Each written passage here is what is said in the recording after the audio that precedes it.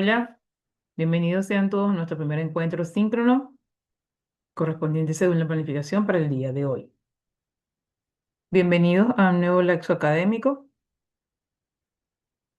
Les deseo todo el éxito y vamos en principio a pasearnos por el aula virtual.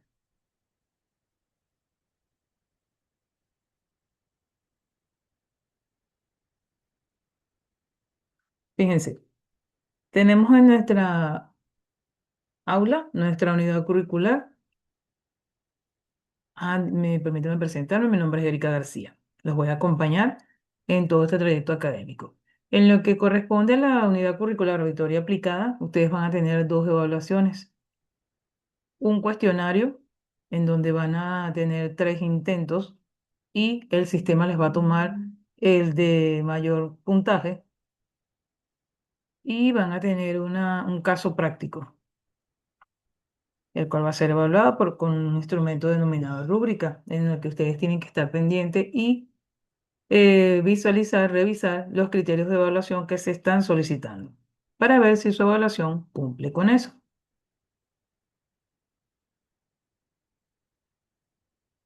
Un momentico.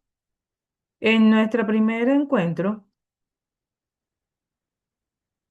tenemos que, ustedes tienen que revisar el foro de anuncios. Allí nosotros colocamos todo, toda la información que ustedes requieren.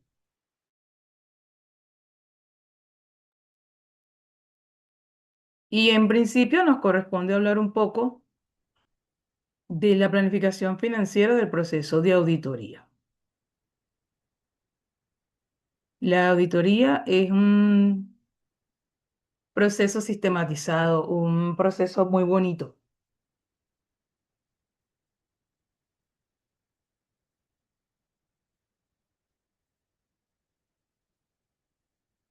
en el cual ustedes pueden destacarse porque es una área de la contaduría pública. Es, mm, es una revisión exhaustiva de los estados financieros generados en una organización. Diríamos, es la revisión de los estados financieros de una empresa, de cualquier ente o persona jurídica, en base a una serie de normativas previamente establecidas. Esto daría como resultado la publicación generar una opinión de un auditor independiente sobre si los estados financieros son relevantes, precisos, completos y presentan la información financiera correcta. Fíjense, tenemos, tenemos tenemos auditoría administrativa y tenemos auditoría financiera. Hay muchas, pero vamos a centrarnos en estas dos. ¿Cuáles serían sus diferencias? Por ejemplo, la auditoría administrativa es la que se encuentra dentro del campo de la administración y forma parte primordial como medio de control y cambio. Diríamos en términos normales, dentro de la administración pública. La auditoría financiera emite un informe de auditoría u opinión profesional en relación a los estados financieros. En cuanto a la auditoría administrativa, no es numérica. Utiliza estados financieros como un medio y se emiten recomendaciones por medio de una carta dirigida a los encargados de la administración, mientras que en la auditoría financiera sí es numérica, sí se toman cifras financieras, cifras contables. Esta utiliza los estados financieros como un fin y se emite una opinión por medio de un informe de auditoría. ¿Qué pasa? Una auditoría debe ser realizada o tenemos la potestad los licenciados en contaduría pública.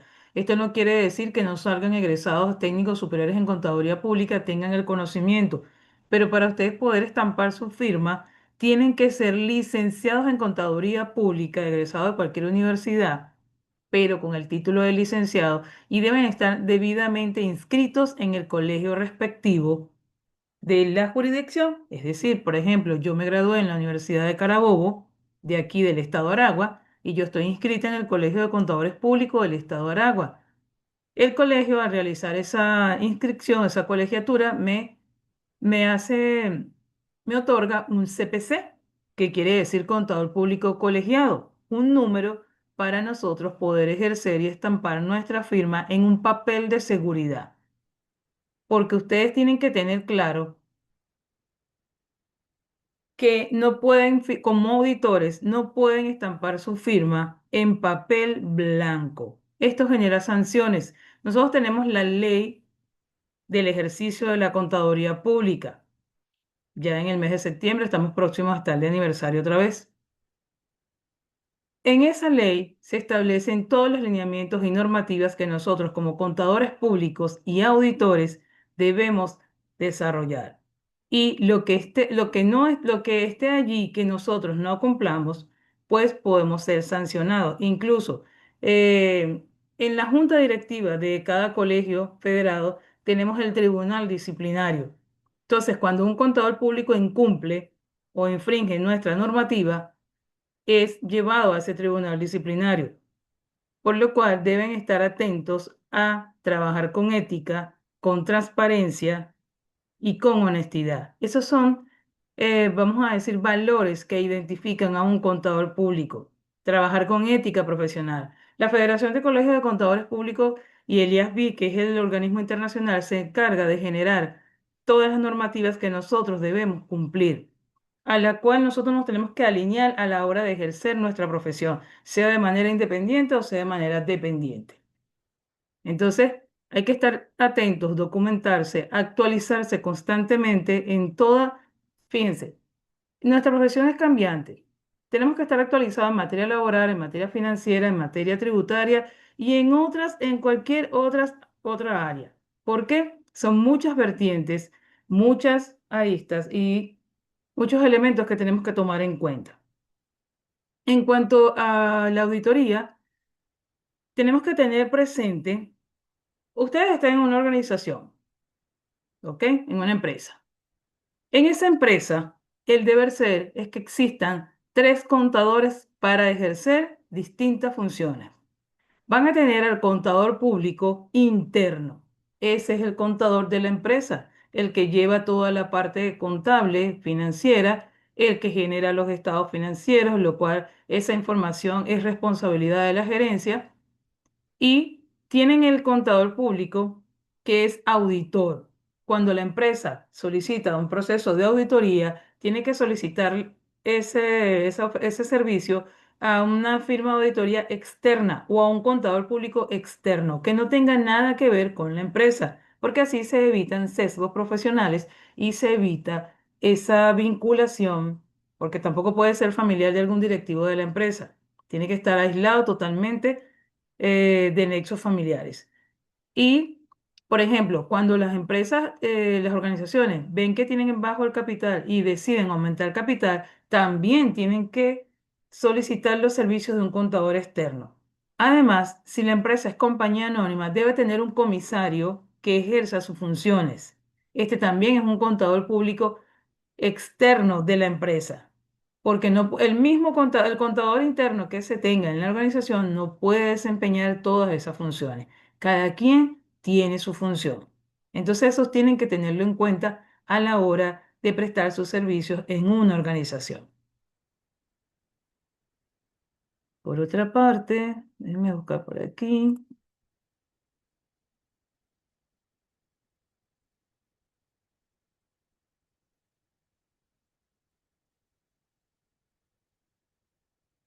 Fíjense, la planificación financiera del proceso de auditoría. Un enfoque estratégico que garantiza la transparencia y la confianza. Recordemos que nosotros como contadores públicos damos fe pública de todos esos estados financieros y de la información financiera. Con esos estados financieros que están integrados por un conjunto de elementos, y entre ellos tenemos el estado de resultado, el estado de situación financiera, el estado de flujo del efectivo, el estado de movimiento del patrimonio y las notas revelatorias. Usted puede tener 4 hojas en estados financieros porque son las cifras contables estructurados de acuerdo a la normativa existente actualmente. Recordemos que manejamos las normas internacionales, que son normas estándares para que usted ejerza su profesión a nivel nacional y a nivel internacional. Es un solo lineamiento por el cual nosotros debemos regirnos. Pero, retomando el tema, usted puede tener 4 hojas de estado financiero, pero las notas revelatorias es uno de los elementos que integran el conjunto de estados financieros más importante, porque como contadores públicos deben revelar toda la información, toda, absolutamente toda, que usted se haya encontrado durante ese proceso de auditoría, empezando por la constitución de la empresa, objeto y constitución de la empresa. Es decir, vamos a hablar, se habla un poco de la historia de la empresa, dónde está registrada, con qué capital, cuánto capital se registró, si el capital fue en bienes, en inventario, fue en efectivo, todo eso. Y de tal forma que usted en cada uno de los estados financieros utilice notas revelatorias, le coloca un correlativo, números, la nota número 1, objeto constitución de la empresa, la nota número 2 son las bases de presentación de la información financiera y a partir de la 3 usted empieza en el estado de situación financiera. Y cada una de esas partidas o cuentas contables que usted tenga en ese estado financiero debe ser desarrollada y explicada de forma tal que el usuario de la información pueda entender qué plasman y qué expresan esos estados financieros. Es por eso que es muy importante la planificación financiera dentro del proceso de auditoría. Tenemos que verlo como un enfoque estratégico que garantiza la transparencia y la confianza en la información financiera. Toda esta información, muchachos, dentro de este proceso de auditoría nos sirve como evidencia confiable. ¿Por qué es crucial la planificación en auditoría financiera? Porque nos sirve como evidencia confiable. Esto garantiza evidencia suficiente y adecuada para emitir una opinión confiable y bien fundamentada. Actualmente en Venezuela, la mayoría de nuestras empresas son pequeñas y medianas entidades. Hasta los momentos se está trabajando a través de los órganos autorizados, como la Federación, el IASB, en desarrollar una sola normativa. Pero hasta los momentos tenemos normas internacionales para grandes entidades, el cual la característica principal es que coticen en la bolsa de valores, y normas internacionales para pequeñas y medianas entidades, que es lo que, digamos, vamos a decirlo así, reina en Venezuela, porque la mayoría de nuestras empresas registradas aquí en Venezuela a nivel nacional son pequeñas y medianas entidades. Ellas no están en la obligación de cotizar en la bolsa de valores, pero sí de presentar sus estados financieros adoptados a normas internacionales. Hay muchos que todavía no han hecho esa adopción y están bien atrasados. Actualmente la información nominal, la información histórica, no nos sirve para tomar decisiones. Venezuela es un país hiperinflacionario y por eso se maneja el ajuste por inflación. Porque si se constituye una empresa legalmente ante un registro mercantil, por ejemplo, yo me encuentro en el estado de Aragua, aquí tenemos el registro mercantil primero y el registro mercantil segundo. Son los entes, los dos entes en donde usted puede dirigirse para constituir y registrar su empresa. ¿Ok? Y eso es importante, eso es a nivel legal. Luego usted contrata los servicios de un contador para que le lleve toda la contabilidad, así como la obligación de que tiene que inscribirse en los entes gubernamentales. En los procesos de auditoría se emite una opinión que solo la plasma y la genera el contador público colegiado, porque si no está colegiado no podemos ejercer la profesión. O quizás la ejerzan, pero usted no puede estampar su firma. Que quede claro que nuestra firma como contadores públicos colegiados se estampa en el papel de seguridad. En ningún otro papel está permitido hacerlo, porque eso es cuidarnos nuestras espaldas, cuidarnos a nivel profesional y en nuestras prácticas profesionales.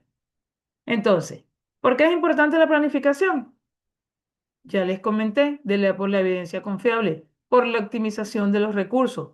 Esta optimiza recursos, reduce riesgos inherentes y mejora significativamente la calidad del informe final. Todo el proceso de auditoría que se desarrolla en fases y con un equipo de trabajo genera al final un informe del auditor independiente. Dependiendo de la auditoría para el cual usted fue contratado, usted estructura el informe.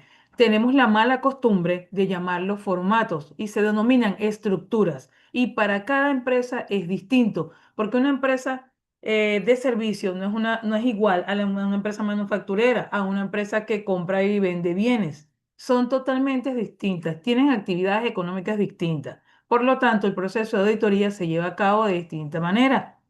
¿Ok? La base reguladora, según la NIA 300, una planificación sólida es la base para una auditoría eficaz y eficiente. Tenemos las normas internacionales de auditoría, desde la serie 200 hasta la serie 800.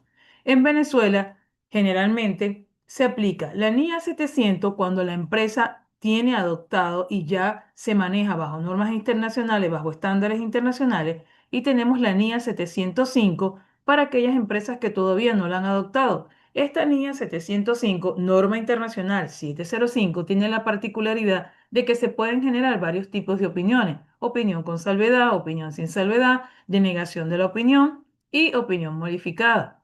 Cuando no se quiere opinar, es preocupante.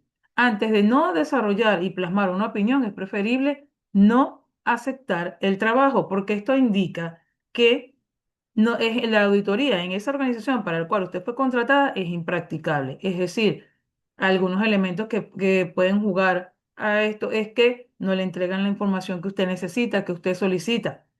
También, a rasgos generales, usted puede auditar el conjunto completo de estados financieros como en un solo estado financiero, así como también partidas contables. De repente usted es contratado para desarrollar el proceso de auditoría a la cuenta de inventario, porque se necesita llegar a una cifra exacta del inventario inicial y el inventario final. Entonces, este mundo de la auditoría puede generar cualquier cantidad de procesos, cualquier cantidad de trabajo. Nos pueden contratar para hacer la auditoría del estado de resultados, para hacer la auditoría del estado de situación financiera, para hacer la auditoría de la cuenta de banco y así. ¿Ok? No necesariamente usted en un proceso de auditoría tiene que hacerlo en los cuatro estados financieros. Eso va a depender cuando usted lo contrate, usted se sienta con el gobierno corporativo, sostiene de primera una reunión, qué solicitan, qué es lo que necesitan de parte suya como profesional de la auditoría. Y usted desarrolla un diagnóstico de la empresa para poder desarrollar el proceso de auditoría. Recordemos que la auditoría se lleva a cabo en fases: fase de planificación, como lo estamos viendo aquí, fase de ejecución, fase de seguimiento y generación del informe final de auditoría, que es donde usted plasma los cuatro estados financieros, las notas revelatorias y las recomendaciones. Y como profesional debe hacerle seguimiento a todas esas recomendaciones, porque para algo lo contrataron. Entonces usted debe velar porque lo que usted recomiende como profesional ya en el plano de la auditoría o en el área de la auditoría se cumpla. ¿Por qué? Esto permite mejorar los controles internos, los procesos contables financieros dentro de la empresa. También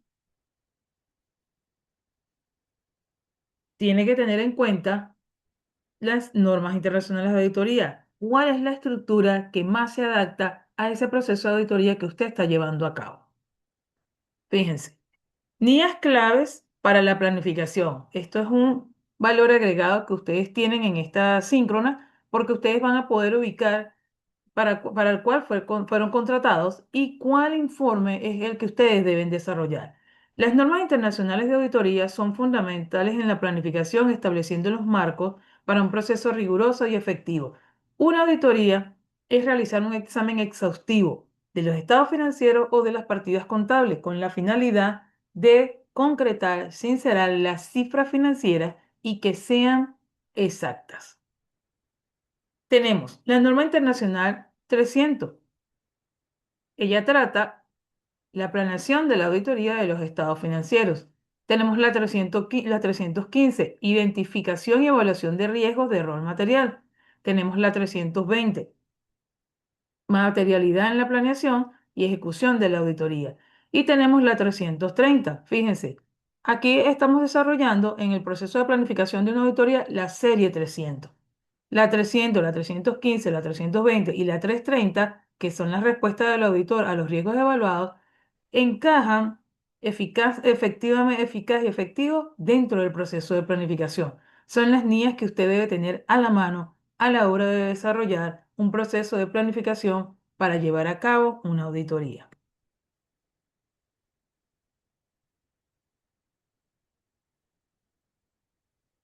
La comprensión profunda de la identidad auditada. Naturaleza, usted tiene que conocer a fondo la organización que usted va a auditar. Debe conocer hasta lo más mínimo. Debe conocer como auditor la naturaleza de las operaciones, es decir, los análisis de las actividades clave y el entorno económico regulatorio en el cual opera dicha organización. Las políticas contables. Cada organización tiene sus políticas y donde usted es contratado, usted debe conocerlas. Para darles un ejemplo de política contable, es el método de depreciación. Vamos a decir que son como las normas que establece la organización de cómo va a trabajar su parte contable. Eso sí, enmarcada dentro de la normativa, porque yo no puedo hacer lo que yo quiero. Sino, si yo voy a depreciar mis activos no corrientes en la forma en que yo quiera y eso no está establecido en la ley, pues usted puede incurrir en sanciones. Políticas contables es la revisión detallada de las políticas y la estructura organizativa interna de la empresa. Áreas de riesgo. Se deben identificar esas áreas con mayor riesgo potencial para enfocar los procedimientos de auditoría justamente en esas áreas.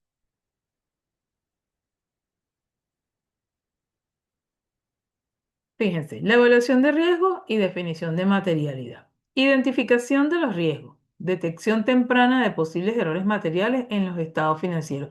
¿Qué son los errores materiales? Las cifras. Por ejemplo, si el monto total fueron 2.000 bolívares y usted consigue un error de 5 bolívares, eso es un error inmaterial. O sea, usted hace un ajuste pequeño y ya. Ahora, si usted tiene 2.000 bolívares y el error material es de 1.900, eso sí es significativo. Entonces usted debe desarrollar asientos de ajuste, los que sean necesarios para usted poder ajustar esa partida que tiene ese error y cerrar el estado financiero con la cifra exacta, porque eso es lo que se busca. Controles internos, evaluación de la efectividad de los controles internos entre las empresas.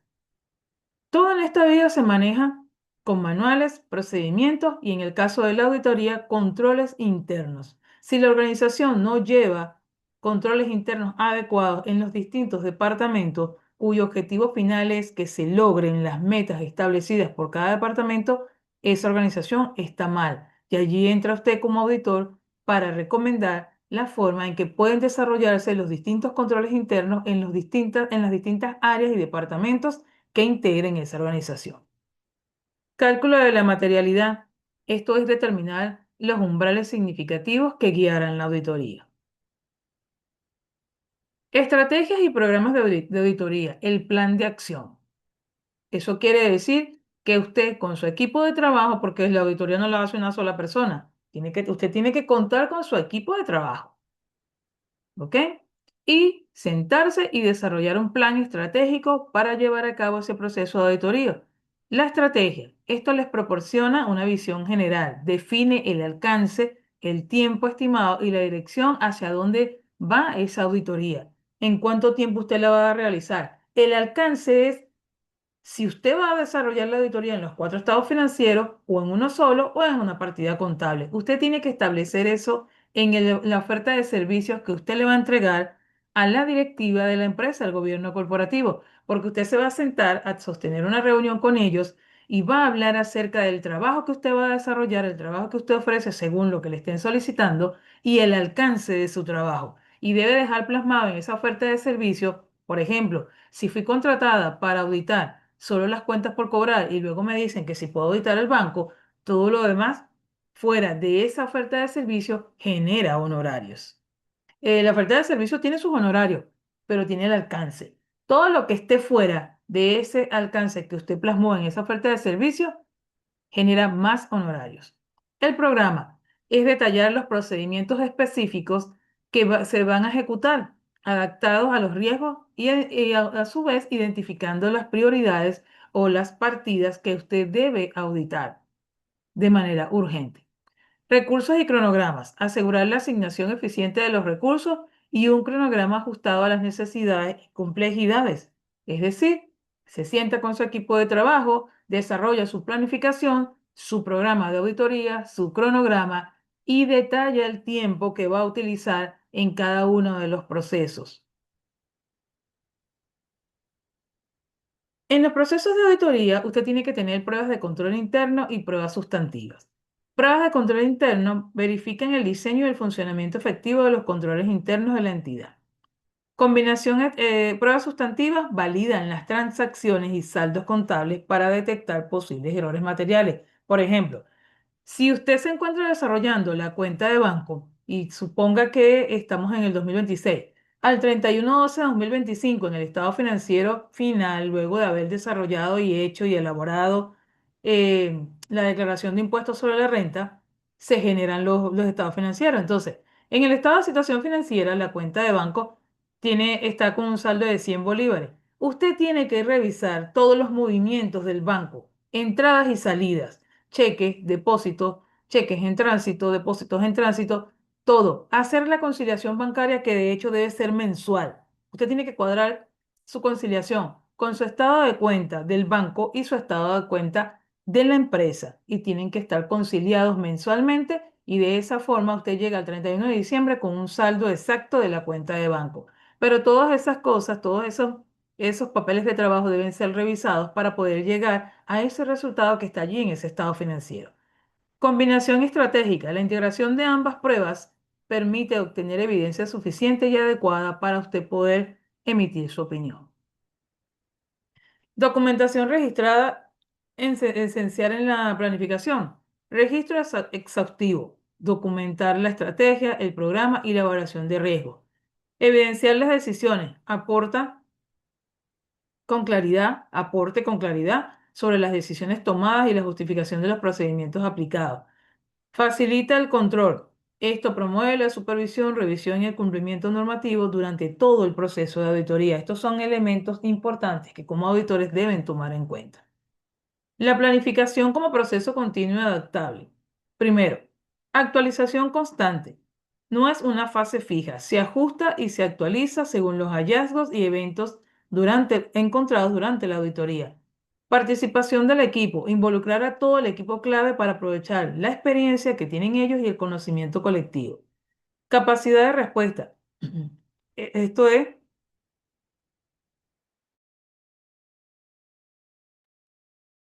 Esto es cuando se permite responder eficazmente a los cambios y asegurar la calidad hasta el proceso de cierre.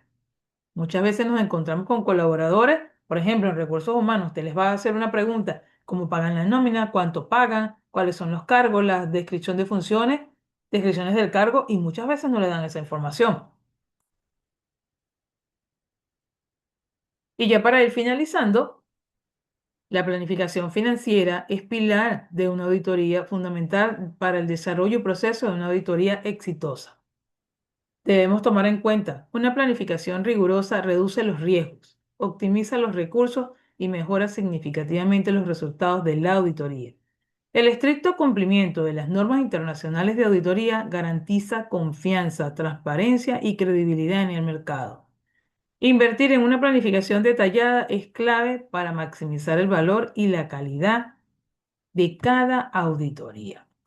Esos son elementos que deben tomar en cuenta a la hora de desarrollar un proceso de auditoría.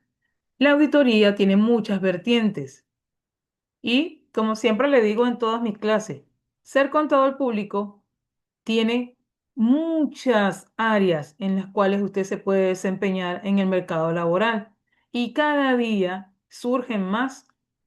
Es decir, por ejemplo, actualmente tenemos el área de la sostenibilidad. La Federación de Colegios de Contadores Públicos tiene un programa en donde usted se certifica en el programa de formación de formadores para la sostenibilidad. Entonces, es otra área que va alineada con la profesión de la contaduría pública y que se necesita que ustedes adquieran el conocimiento.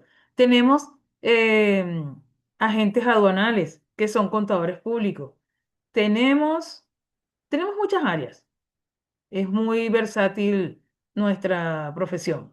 Aparte de que es muy cambiante y eso nos mantiene activos en las actualizaciones constantes. Porque contador público que no se actualice, contador público que va a desaparecer. Entonces es responsabilidad de ustedes como futuros profesionales de la contaduría pública formarse a nivel académico, seguir creciendo, obtener el conocimiento, documentarse, porque de esa forma prestan un mejor servicio, generan un servicio de calidad a sus clientes y otra cosa, no olvidarse del marketing. Tener elementos que como contador público te diferencien de los demás para que tú puedas ser llamado en todas las empresas habidas y por haber, como digo yo, para que prestes tus servicios de calidad. Por último, mi recomendación, mi consejo, mi orientación, hagan valer la profesión, respétense, valórense y sin miedo digan sus honorarios profesionales y que sean respetados, porque el contador público es usted, el conocimiento lo tiene usted. Empodérese de todo el conocimiento y enaltezca su profesión. Esto ha sido todo en términos generales, en líneas generales, que quería compartir con ustedes esta información. Estoy atenta a cualquier inquietud que ustedes puedan tener acerca de las evaluaciones y nos vemos en la próxima. Chao, chao.